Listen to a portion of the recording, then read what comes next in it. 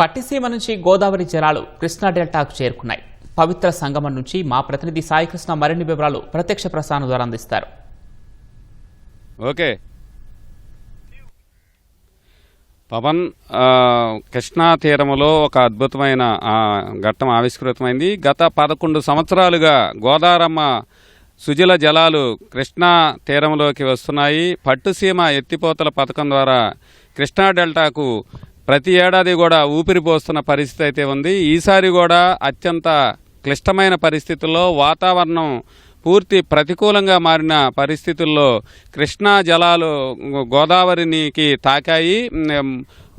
పట్టుసీమ ఎత్తిపోతల పథకం ద్వారా మొత్తం పోలవరం కుడి ప్రధాన కాలువ ద్వారా కృష్ణానదిలోకి వచ్చాయి. ప్రస్తుతం మనం ఉన్న ప్రదేశం ఇది.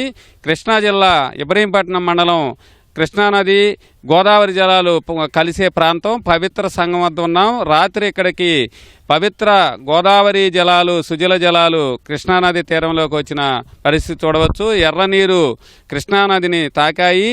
ఈసారి కూడా ఖరీఫ్ సీజన్లో 13 లక్షలకు పైగా ఉన్న ఆయకట్టు ఉన్న కృష్ణా డెల్టాకు గోదావరి జలాలే ఊపిరిపోస్తున్న పరిస్థితి ఉంది. 2015లో ప్రారంభమైన పట్టుసీమ ఎత్తిపోతల పథకం వరుసగా ప్రతి ఏడాది కూడా కృష్ణా డెల్టాను ఆదుకుంటోంది. ఈసారి 12వ సంవత్సరం ఇప్పటి వరకు 442 టీఎంసీలు గోదావరి సుజల జలాలను కృష్ణా డెల్టాకు వినియోగించుకున్నారు. ఈసారి కూడా అదే ఘట్టం అయితే ఆవిష్కృతమైంది.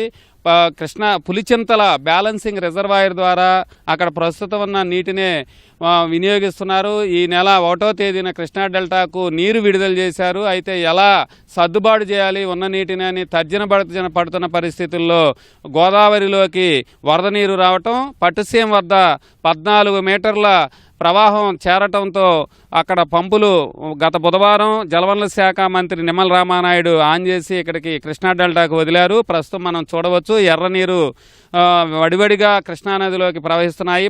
దిగువన ప్రకాశం బ్యారేజీ ఉంది. అక్కడ నుంచి తూర్పు పశ్చిమ డెల్టాకు నీరు విడుదల చేస్తున్నారు.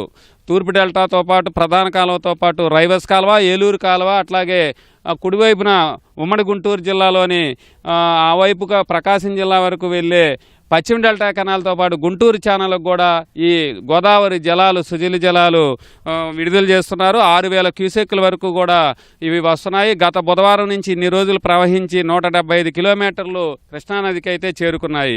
ఈసారి కూడా నెలకు 12 టీఎంసీల చొప్పున గోదావరి జలాలను కృష్ణా డెల్టానికి వినియోగించుకొని ఉన్నారు. మొత్తం 152 టీఎంసీలు ఈ ఖరీఫ్ అట్లాగే రబీ సీజన్ వరకు కూడా అవసరం అవుతుంది. ప్రధానంగా ఖరీఫ్కి పూర్తి స్థాయిలో ఈ నీరే అవసరం అవుతోంది. కృష్ణానదికి ఎగువ ప్రాంతంలో ఇప్పటి వరకు కూడా చాలా నామమాత్రపు నీరే వచ్చాయి. తెలుగు రాష్ట్రాలకి అతి ముఖ్యమైన శ్రీశైలం, నాగార్జున సాగర్ డ్యాముల్లో కూడా తక్కువ నీరే రావడంతో ఇప్పుడు ప్రస్తుతం అయితే డెల్టాను ఇది చాలా ప్రాణదాతగా అని చెప్పవచ్చు.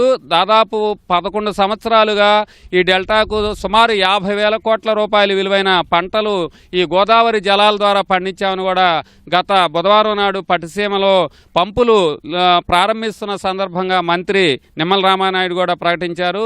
దీన్ని బట్టి చెప్పవచ్చు ఈ నీరు ఎంత విలువైనవో.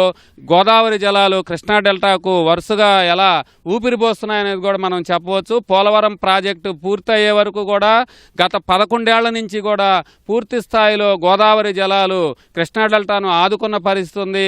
ఈసారి ఖరీఫ్ మహాపుష్కరాల కంటే ముందే గోదావరి ప్రాజెక్టు పూర్తి చేస్తాం. ఇంకా గోదావరి పోలవరం ప్రాజెక్టు ద్వారానే ఈ కుడి కాలువకు అట్లాగే విశాఖ మహానగరంతో పాటు ఉత్తరాంధ్ర జిల్లాలకు కూడా సుజల జలాలు విడుదల చేస్తామని కూడా ప్రభుత్వం ప్రకటించింది. అక్కడ కూడా పోలవరం ప్రాజెక్టు పనులు వేగంగా పూర్తి అవుతున్నాయి. ప్రస్తుతం అయితే పవిత్ర సంగమం ఇబ్రహీంపట్నం వద్ద గోదావరి సుజల జలాలు వడివడిగా కృష్ణమ్మ ఒడిలోకి చేరుతున్నాయి. ఈ నీటితోనే ఇక్కడ డెల్టాకు పూర్తి స్థాయిలో వినియోగించుకొని పంటలు పండించే అవకాశం రైతులకు ఉంది. ఈ నీటి చాలా విలువైనవి కాబట్టి వాతావరణం చాలా ప్రతికూలంగా మారిన పరిస్థితుల్లో వినియోగించుకొని పంటలు పుష్కలంగా పండించుకోవాలని జలవనరుల శాఖతో పాటు ప్రభుత్వం విజ్ఞప్తి చేస్తోంది. కెమెరామెన్ నరేష్తో సాయికృష్ణ, ఈటీవీ న్యూస్.